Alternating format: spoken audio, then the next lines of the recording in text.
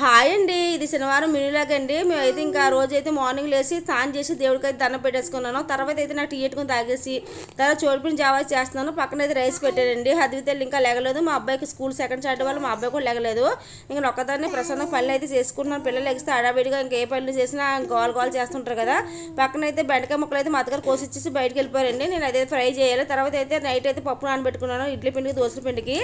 అవి అయితే ఒకటి అయితే ఆల్రెడీ ఇడ్లీ పిండి అయితే అయిపోయింది, దోశల పిండి కూడా అవుతుందండి. నేనైతే ఇంకా ఎన్ని పనులు అయ్యాక మా అత్తగారితో కలిసి నేను బయటకు వెళ్తాను.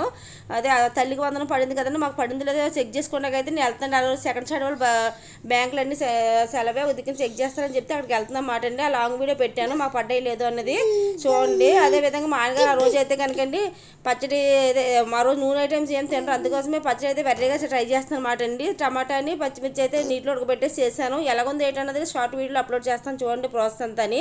తర్వాత వచ్చేసి అక్కడ నుంచి రెడీ అయిపోయి ఇక్కడికి వచ్చేసామండి. మా ఇంటి దగ్గరికి అందులోకి మా అత్తగారు ఇంకా రాలేదు. కొంచెం కూర్చున్నాక మా అత్తగారు వచ్చి ఇల్లు తుడిచేసి ఇక్కడ నుంచి బయలుదేరి వెళ్ళేవండి. ఈ లోపల మీరు సపోర్ట్ చేసుకుని సపోర్ట్ చేయండి.